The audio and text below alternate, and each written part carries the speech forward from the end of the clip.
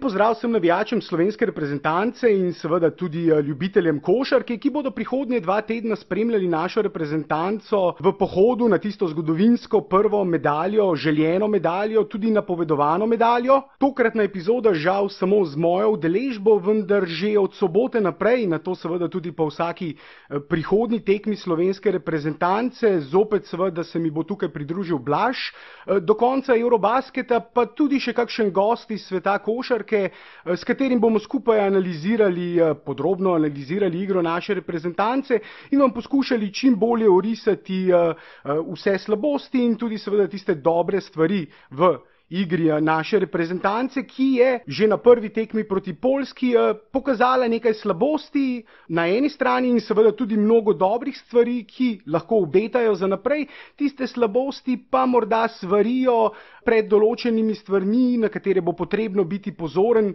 še posebej na tekmah proti močnejšim moštvom. Vendar to naj bo dovolj za sam uvod, z analizo, z delom se vrnem čez par trenutkov.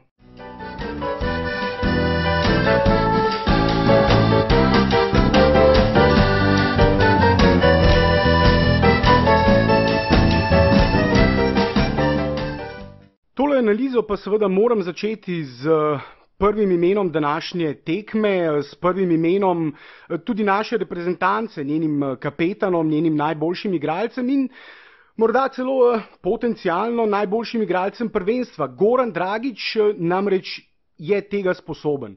V tem trenutku je on, to sem tudi med tistimi kritikami pripravljalnih tekem, kjer je igral res zelo rezervirano, vendar več kot očitno pravilno tempiral formo in tudi to je bilo nekaj, kar smo seveda ugibali, da Goran, izkušeni 31-letni veteran, tempira formo za prvenstvo in tista zadnja tekma pripravljalnega obdobja proti Hrvaški v Ljubljani je že pokazala, kako bo Goran igral tudi na Eurobasketu in ta tekma danes je bila samo še nadgradnja tiste predstave proti Hrvaški. 30 točk vsekakor ni vsakodnevni dogodek na Eurobasketih, tudi v zgodovini Eurobasketa, čeprav danes se je zgodil že drugič, namreč tudi nemški reprezentant Schröder, Goranov kolega iz NBA parketov, je danes dosegel več kot 30 točk, še 2 več kot Goran.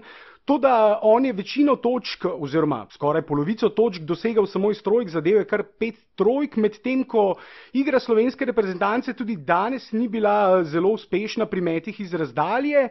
Naša reprezentanca je namreč precej več točk dosegla iz prodorov, iz neposredne bližine obroča in tudi Goran je v tem elementu seveda blestel, saj več kot polovico svojih točk, 16 od 30 točk, je dosegel iz neposredne bližine obroča, iz polaganj. Goranova tehnika v prodorih je nekaj, kar je vsekakor vredno občudovanja in kar mislim, da čemur ni posvečeno dovolj časa, besed, vsaj ne pri slovenskih novinarjih, pri slovenskih ljubiteljih košarke. Namreč enkrat sem že rekel v tem podcastu in potem seveda tudi dobil kritiko zaradi te izjave, namreč da je tisto, kar je Steph Curry pri metu iz razdalje, pri trojkah, način, na kakršnega si on ustvarja prostor za met, prihaja do priložnosti za met in seveda tudi zadeva, to je Goran Dragić v prodoru, to je Goran Dragić na položaju branilca pod obročem. Njegova tehnika prodorov, način, na kakšnega manevrira in ne samo njegova igra je včasih res bazirala samo na hitrosti, vendar sedaj izredno dobro tudi menja hitrosti, pospeši, upočasni, ko je potrebno.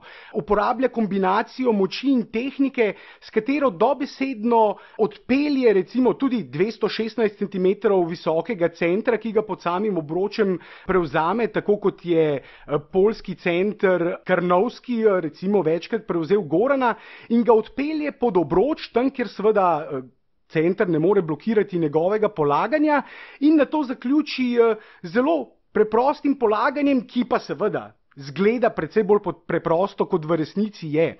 Goranova poteza, na katero se izjemno veliko zanaša v prodorih, je tako imenovani cold shoulder. Vsaj njegov soigralec iz Miamija, Dion Waiters, je tako poimenoval njegovo tehniko v prodorih, ko z ramo dobesedno ne odrine, ker seveda tako bi storil osebno napako v napadu, vendar z ramo nekako brani svojo žogo v prodoru in zraven prestavlja, vodi igralca, obrambnega igralca do pozicije, v kateri on ne more blokirati njegov met, Goran pa najlažje zaključi ta met. To je seveda le ena izmed tehnik, na katero se zanaša Goran v prodorih. On namreč v postu pod obročem premore prav vse tehnike zaključevanja, polaganja metov, horakov, metov čez glavo in je izjemno iznajdljiv. To je res nekaj, čemur bi lahko posvetil celoten podcast, celotne analize, nekaj, kar seveda tudi številke potrjujejo. Njegovi odstotki zaključevanja izpod obroča so povsem primerljivi s tistimi najbolj učinkovitimi, ne samo branilci, ne samo krili, temveč včasih tudi centri v ligi. Tako visoki so njegovi odstotki izpod obroča. Letos je recimo zaključeval iz neposredne bližine obroča s preko 60% učinkovitostjo, pa je bil to eden izmed nižjih odstotkov v njegovi karieri. Tudi 70% se je že približal in potem, ko gledamo, ko primerjamo njegovo učinkovitost v prodorih in to primerjamo z fizično neverjetno dominantnimi igralci, kot je recimo LeBron James, vidimo, da ima Goran več prodorov in te prodore zaključuje z višjo učinkovitostjo. To, kar on počne, je vsekakor vredno občudovanja in morda slovenski ljubitelji košarke to vidijo le tako enkrat na nekaj let, ko zaigra za reprezentanco, in to je bilo tisto, kar je danes odlično demonstriral proti Poljakom. Namreč, kot sem že dejal, 16 točk, 16 od svojih 30 točk je dosegel iz neposredne bližine obroča, večinoma po prodorih. Pogosto so ga Poljaki poskušali zmesti v prodorih, zamenjati igralce, prevzemati, ga podvajati. Resnično so poizkušali prav vse, da bi Gorana zaustavili v prodorih, vendar ga niso mogli. In kar je fascinantno pri tej njegovi sposobnosti, prodornosti, igri pod obročem, je seveda to, da v FIBA košarki ne poznamo 3 sekund, centri se lahko utaborijo pod obročem, tudi conska obramba se lahko zgosti v raketi, ne tako kot v NBA košarki, kjer seveda so 3 sekunde.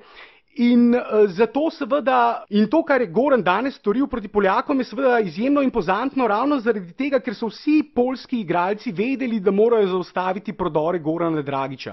Vsi so vedeli, od kod preti tista največja nevarnost in seveda, kot sem dejal, to so tudi poskušali. Poskušali so ga podvajati, poskušali so s prevzemanjem, z menjavami obrambnih igralcev. Na njemu se je izmenjalo, mislim, da celo 4 ali 5 obrambnih igralcev Poljske, vendar ga na nikakršen način niso mogli zaustaviti. Tudi takrat, ko so zgostili obrambo pod obročem, je Goran najdel pot pod obroč za lasten zaključek napada ali pa včasih podajo na ven, ki jo je recimo v zaključku tekme odlično izkoristil Luka Dončić, tudi o njemu malce več kasneje. Vendar ja, Goran je že na tej prvi tekmi potrdil, da je v odlični formi in bo nedvomno, če bo nadaljeval na podoben način, če bo malce popravil še met za 3 točke, nedvomno na tem prvenstvu eden izmed najboljših igralcev in seveda tisto največje orožje slovenske reprezentance, in s takim Goranom Dragićem lahko Slovenija daleč pride,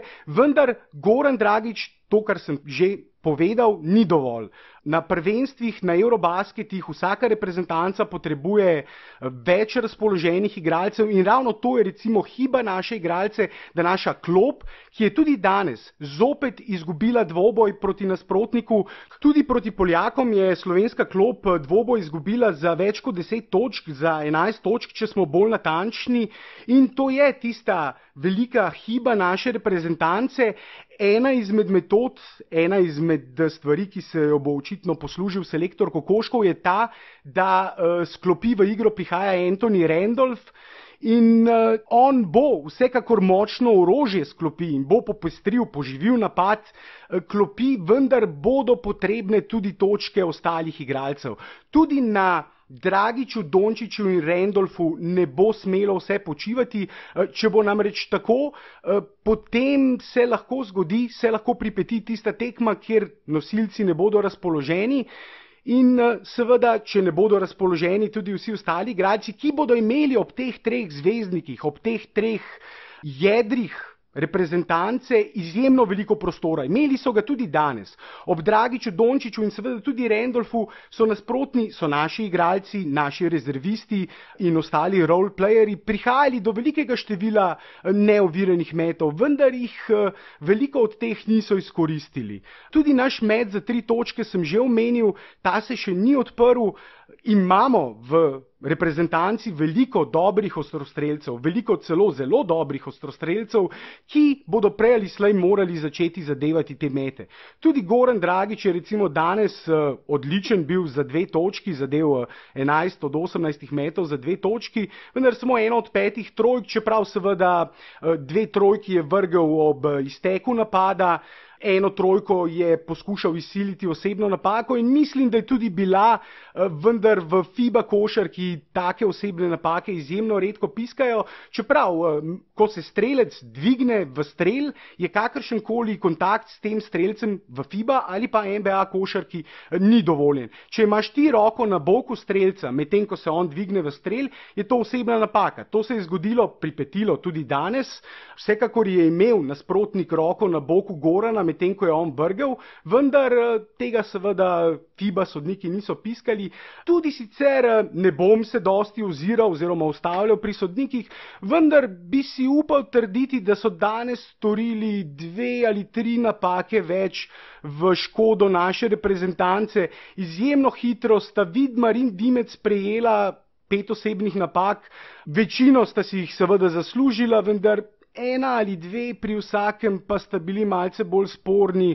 Tudi kakšen udarec so spregledali, morda kakšen udarec več v škodo slovenske reprezentance, vendar sodniki niso drastično vplivali na igro. To je nedvomno, vendar po drugi strani to, da so spregledali kakšen udarec več našim igralcem, potrjuje tudi dejstvo, da seveda naši igralci so precej več prodirali kot Poljaki, vendar so na koncu imeli manj prostih metov kot Poljaki. Poljaki 25, Slovenci 20 in ob vsem ruvanju, ki sta ga naša centra uprizorila z poljskimi orjaki in ob vseh prodorih naših zunanjih igralcev pod obroč Poljakov, bi si upal celo trditi, da je bilo sojenje kanček malenkost bolj naklonjeno Poljakom, seveda ne namerno, mislim, da je šlo predvsem za napake, naši igralci so precej hitrejši, bolj atletski in tako seveda se hitreje spregleda kakšna osebna napaka. Konec koncev je tudi slovenski sodnik v Ljubljani recimo pri Goranu spregledal izjemno očiten udarec po roki pri poskusu za 3 točke. Pri Goranu pa seveda tudi NBA sodniki pogosto spregledajo kakšne osebne napake, tako da to ni nič novega, tega je on že vajen, vendar seveda včasih tudi morda malce preveč hitro izgubi živce. Vendar to je stvar, ki je pač del karakterja mnogih igralcev in karakterja takega igralca na parketu pač ne gre brzdati, ker morda s tem lahko malce obrzdaš tudi njegovo igro, ki pa pri Goranu zahteva. Jaz mislim, da Goran je eden izmed tistih igralcev, ki malce bolje igrajo jezni. Ne sicer jezni naven, ne sicer jezni tako, da bi si morda prislužil kakšno tehnično napako. Goran recimo še na nobeni uradni NBA tekmi ni bil izključen, tako da vendarle ni nek strašen srboritež, vendar na parketu zna tudi sodnikom pripomniti kakšno bolj ostro in tega se bo moral verjetno vsaj v tistem drugem delu tekmovanja malce bolj izogibati, vendar seveda, da ne bom preveč govoril o Goranu, kljub temu, da seveda Eurobasket, 30 točk na Eurobasketu ni vsakodnevni dosežek. Vendar ravno to je seveda dober znak, da lahko premagamo nasprotnika, ki je precej bolj razpoložen pri metu za 3 točke kot mi, čeprav seveda bomo morali biti tudi bolj pozorni pri obrambi trojk nasprotnika, namreč to so bile tiste največje slabosti, največje hibe naše reprezentance, tudi tokrat v obrambi, obramba pick and rolla in pa seveda obramba nasprotnikovih trojk. Preprosto nasprotniki prihajajo do prevelikega števila nebranjenih trojk, predvsem v tranziciji, in tudi danes je vsak nalet naših igralcev na to zaustavila trojka Poljakov, ponavadi v tranziciji. Seveda neovirana trojka, ki je ni branil nihče od naših igralcev, oziroma naši igralci so zamudili v obrambi. Tudi to bodo bolj kvalitetne reprezentance lahko hitreje in bolj učinkovito kaznovale, in pa seveda tudi te osebne napake Vidmarja in Dimca so se pokazale kot določena slabost. Recimo Španci z Markom Gasolom in Paulom Gasolom bodo bili verjetno nerešljiva uganka za našo obrambo, še posebej za naše visoke igralce, če sta si Dimec in Vidmar že na tekmi proti Poljakom in solidnim centrom. Njihov orjak, že omenjeni orjak Karnovski, je odlično odigral, tudi ostali visoki igralci, tudi Ponitka je ujel recimo 13 skokov. Danes in dobro odigral srečanje, vendar seveda Španci so še razred 2 ali celo 3, če smo iskreni, višje od tega, zato ne samo Španci, tudi nekatere druge reprezentance na prvenstvu. So reprezentance seveda, ki imajo še boljše strelce, boljše organizatorje in boljše centre in ki bodo te naše pomanjkljivosti v obrambi pick and rolla in obrambi trojke lahko izkoristili. Čeprav tudi naša reprezentanca je danes vendarle potem pokazala tisto pravo igro, tisti pravi obraz v drugi in tretji četrtini. Te dve četrtini je dobila z izidom 29-24 in nato 21-12, torej velika razlika. To je bila razlika, ki je na koncu tudi prinesla zmago. Namreč v zadnji četrtini, ki jo je naša reprezentanca izgubila, edini četrtini, ki jo je izgubila z izidom 16-23, se je pokazala tista slabost centri. Namreč po 5 osebnih Dimca in Vidmarja je v igro vstopil Randolph, ki pa se preprosto ni moral kosati pod obročem z poljskimi orjaki, še posebej že večkrat omenjenim Karnovskim. Tako da na naslednjih tekmah bo to zagotovo potrebno popraviti. Napad, to, kar se je tudi še enkrat več potrdilo, napad ne bo težava. Naša obramba je pa tista, ki bo morala pokazati več na tekmah, kjer bomo igrali proti boljšim reprezentancam. Proti tistim reprezentancam 2 dobri obrambni četrtini ne bosta dovolj, potrebne bodo vsaj 3,5 morda še. To je namreč tam, kjer naša reprezentanca sedaj dela razliko. Če recimo pod Zdovcem razliko dela v napad, ker je obramba bila precej boljša, pa tokrat dela razliko obramba, ker je napad seveda precej boljši. Kokoškov je izreden napadalni strateg, to seveda potrjuje na NBA in na evropskih parketih. Izbir akcij, selekcija akcij, ki jih premore naša reprezentanca, je res bogata, čeprav seveda se zanašajo v glavnem na 3, največ 4 akcije. Predvsem recimo se tam držijo 3 osnovnih akcij, vendar po timeoutih, po odmorih, po narisanih akcijah, dogovorjenih akcijah naši reprezentanti redno prihajajo do neoviranih metov in to je tudi eden izmed tistih znakov dobrega trenerja. Mislim, da je Kokoškov tudi dobro rotiral tekmo, naredil sicer eno manjšo napako, ko je v drugi četrtini, ko je Slovenija že vodila z dvoštevilčno razliko, malce prehitro na klop potegnil izjemno razpoloženega Gorana, ki je že v polčasu dosegel 20 točk, in potem so se Poljaki hitro malce približali. Verjetno bi bila razlika po 3 četrtinah lahko še nekaj večja, kot je bila na tej tekmi, če ne bi seveda Kokoškov takrat potegnil Dragića in tudi Dončića za nekaj trenutkov iz igre in takrat je precej hitro Poljska naredila delni izid 6 ali 5 proti 0, s katerim se je približala naši reprezentanci, ki pa je seveda potem izjemno začela tudi 3. četrtino in največ na tekmi povedla za 21 točk. Tekma je bila pravzaprav že dobljena, tam 6-7 minut do konca, 15, 16, 17 točk je bila razlika, okoli katere se je vrtela. prednost naše reprezentance, vendar potem seveda tiste že omenjene pete osebne napake naših centrov in težave slovenske reprezentance, igra po globini Poljakov.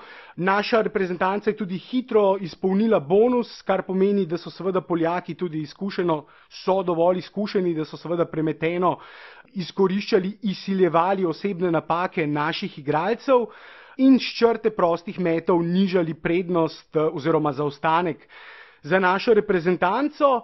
Tako da Dončić in Randolph pa sta na to v odločilnih trenutkih, kljub temu, da če se sedaj dotaknem še preostalih dveh nosilcev, na katerih bo počivala igra naše reprezentance na tem Eurobasketu, Dončića in Randolpha.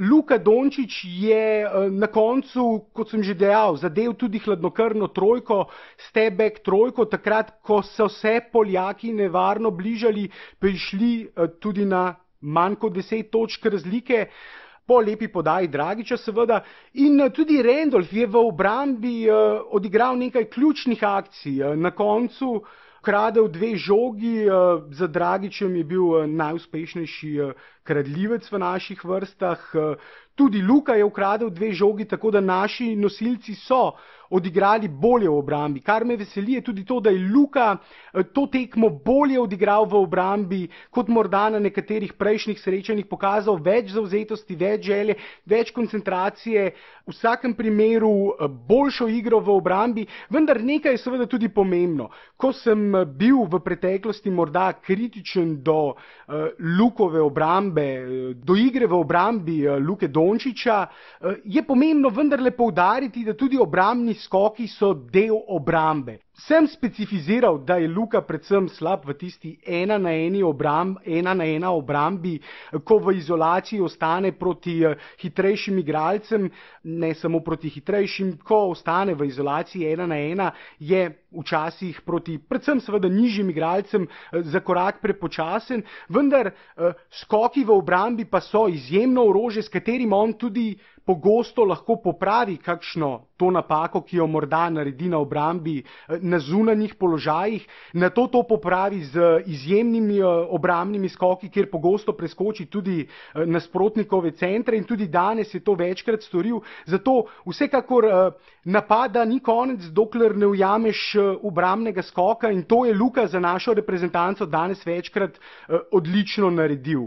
Ne samo to, tudi 6 podaj je zbral, 2 ukradeni žogi sem že omenil, boljšo igro v obrambi, med žal 3-12, tukaj bo potreben napredek in ne dvomim, da morda za prvo tekmo pri 18-letniku bilo tudi nekaj nervoze, ki se jo bo prej ali slej otresel.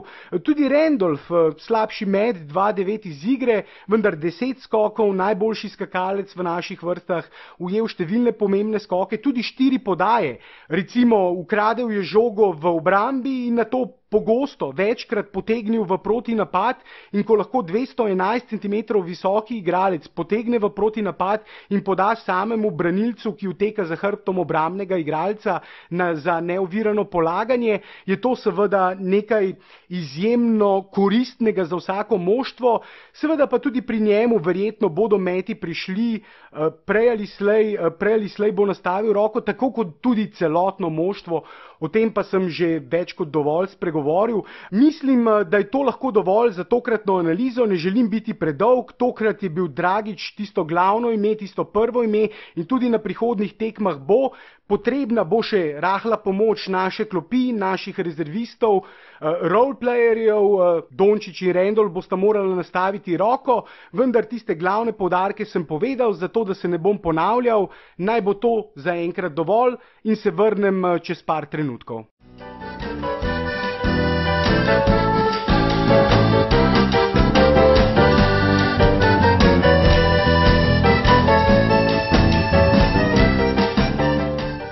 Tako, bodi to dovolj za tokratno analizo. Prihodnjič v soboto po naslednji prihodnji tekmi slovenske reprezentance proti domačinom Fincem, tudi seveda z Blaževo udeležbo in, kot sem obljubil, tudi morda v prihodnosti s kakšnimi gosti. Za tokrat pa samo še naslovi, kjer nas lahko dosežete. Najprej bi vas povabil na našo prenovljeno stran sportinfo.si. Stran je pravkar začela delovati, tako da morda bo nekaj dni še malce v povojih. Tudi nekaj časa bo trajalo, preden bomo prenesli arhiv in ostale podatke in seveda napolnili stran z vsebinami, vendar to pride prej ali slej. Za vse aktualne novice v povezavi z našo reprezentanco lahko spremljate našo stran, tam boste našli prav vse novice, seveda večino novic pa tudi na naših družbenih omrežjih, na našem Facebooku NBA Slovenija, na našem Facebooku Sportinfo, na našem Twitterju sportinfo.si.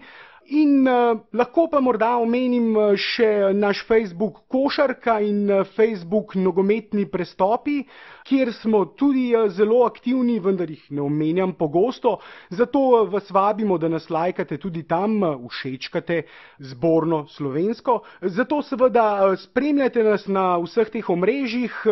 Do sobote pa vsem želim lep pozdrav, obilico užitkov ob spremljanju slovenske reprezentance in seveda tudi preostalih tekem Eurobasketa.